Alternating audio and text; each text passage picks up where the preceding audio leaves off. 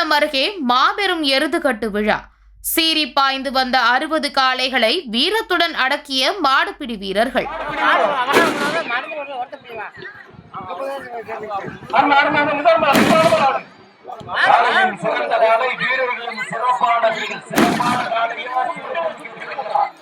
தூத்துக்குடி மாவட்டம் விளாத்திக்குளம் அருகே உள்ள பல்லாகுளம் கிராமத்தில் அருள்மிகு ஸ்ரீ முனீஸ்வரர் திருக்கோவில் ஆனி மாத கொடைவிழாவை முன்னிட்டு 2 ஆண்டுகளுக்கு ஒருமுறை கடந்த 200 ஆண்டுகளுக்கும் மேலாக தொன்று தொட்டு மாபெரும் எருதுகட்டு விழா நடைபெற்று வருகிறது. அதன்படி இந்த ஆண்டு நடைபெற்ற விழாவில் சிவகங்கை, ராமநாதபுரம், மதுரை, திருநெல்வேலி, தூத்துக்குடி உள்ளிட்ட தமிழகத்தின் பல்வேறு மாவட்டங்களில் இருந்து 60 காளைகள் களமிறக்கப்பட்டன. இக்காளைகளை அடக்க சுமார் 4 குழுக்கள் 200க்கும் மேற்பட்ட மாடுபிடி வீரர்கள் போட்டியில் கலந்து கொண்டனர். முன்னதாக தர்ம முனீஸ்வரர் கோவிலில் இருந்து எருது கட்டும் வடத்திற்கு சிறப்பு பூஜைகள் செய்யப்பட்டன. தொடர்ந்து ஜிம்லா கொட்டு என்ற பாரம்பரிய மேளதாளங்கள் மற்றும் வான வேடிக்கையுடன் வடம் ஊர்வலமாக கொண்டு வரப்பட்டது. வாடிவாசலில் இருந்து புறப்படும் காளையின் கழுத்தில் இந்த வடம் கட்டப்பட்டு உரிமையாளரால் பிழைக்கப்பட்ட கயிறு அவிழ்த்து விடப்பட்டது. உடனே வடத்துடன் மைதானத்திற்குள் சீறி பாய்ந்து கொம்புகளை தரையில் ஊன்றி ஆக்ரோஷமாக வந்த காளைகளை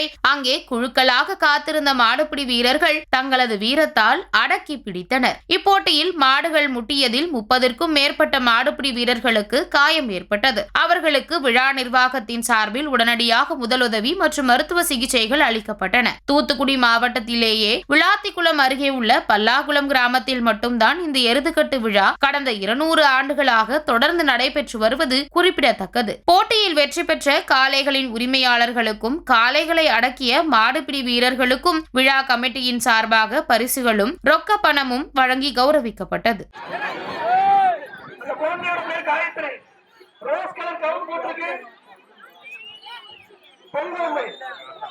வார்த்தையிலே